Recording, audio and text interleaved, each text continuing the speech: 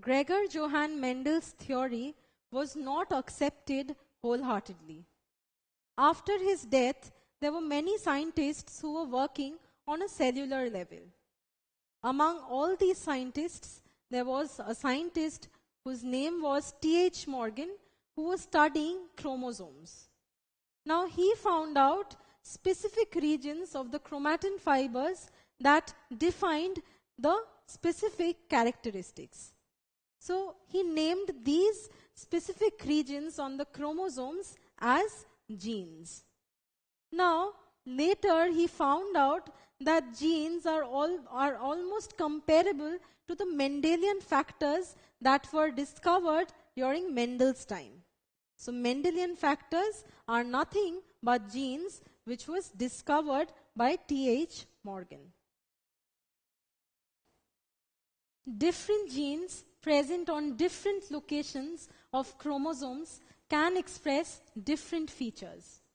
Now, for a single feature or a single characteristics, there has to be at least 2 genes present in a person's cell located on 2 different chromosomes but on the same location, like this. Now, these 2 genes can be of the same type or of different types. Like in the case of Mendel, see, both these have the feature for tallness, whereas in this case, one has the feature for tallness, whereas this one has the feature for dwarfness.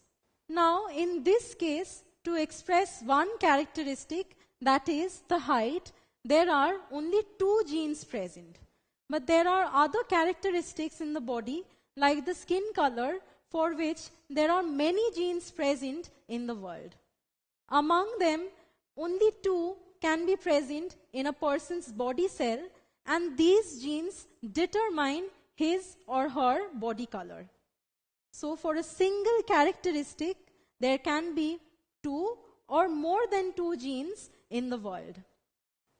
These genes, for the same characteristic, will occupy the same position on the same chromosome for different individuals.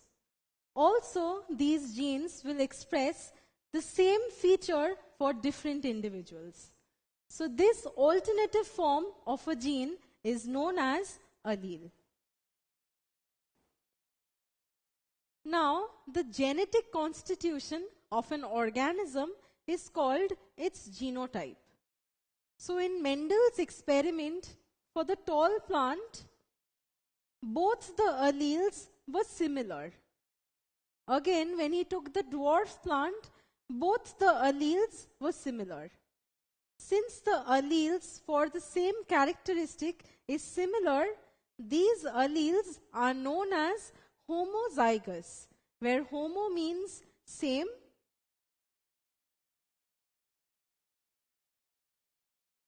and zygous means location.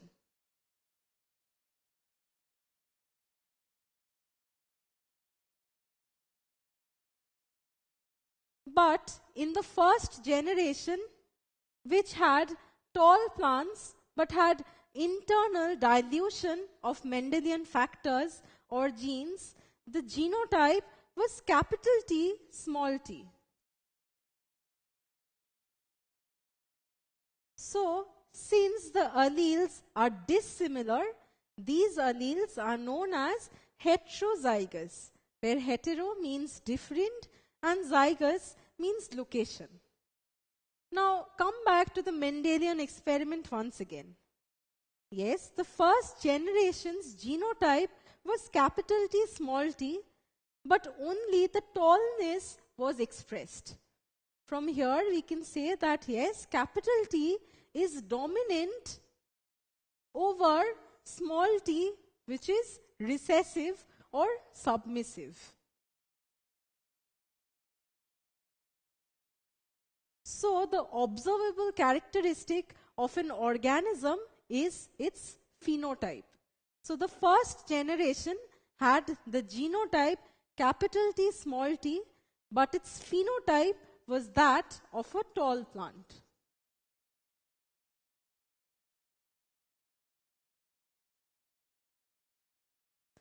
Now, if two plants have the same phenotype, it does not mean it will have the same genotype. Now, let us see this through Mendel's experiment. Mendel had taken a dwarf plant which was homozygous for dwarfness, that is, both the alleles were similar, and he had taken a tall plant which was homozygous for tallness.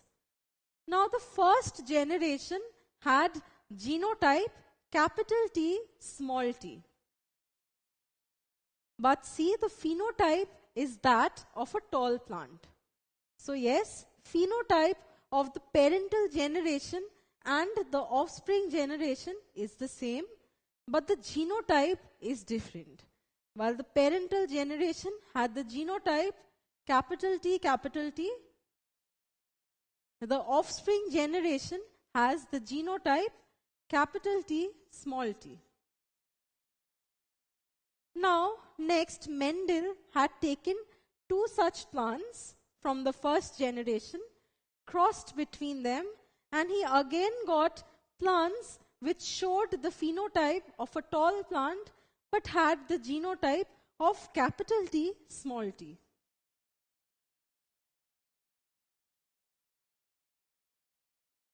But in this generation, he also found plants which was homozygous for tallness. That is capital T, capital T.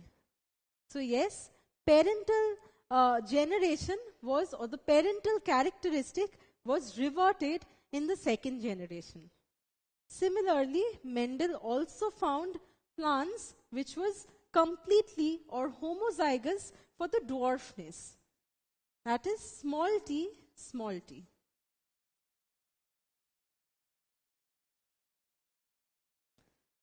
Now, look at this cute little baby with blue eyes. Now, you will be surprised to know that her grandparents and her parents had black eyes. But she was born with blue eyes. How did that happen?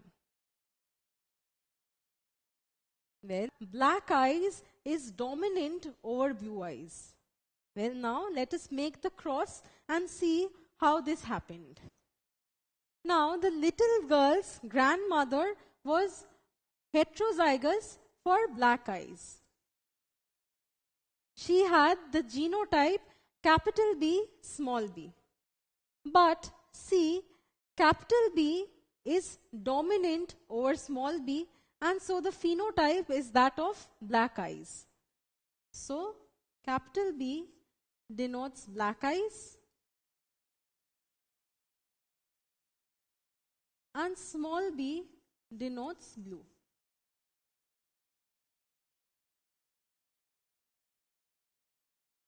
Now, her grandfather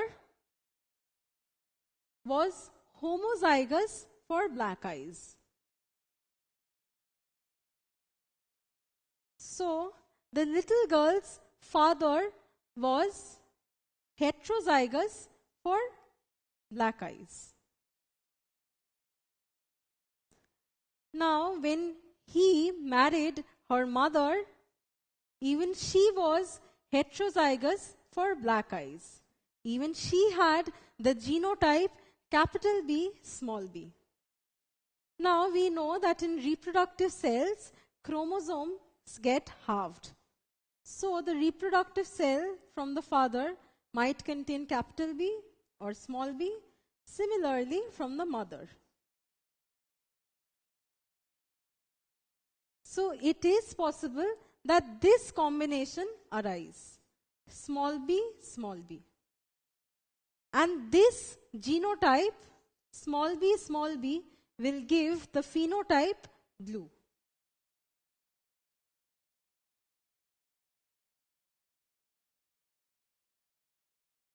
So, only when it is homozygous for the recessive character, that is small blue, will the phenotype be blue. Otherwise, see, if the genotype is capital B, small b, or if the genotype is capital B, then both the phenotypes will be black.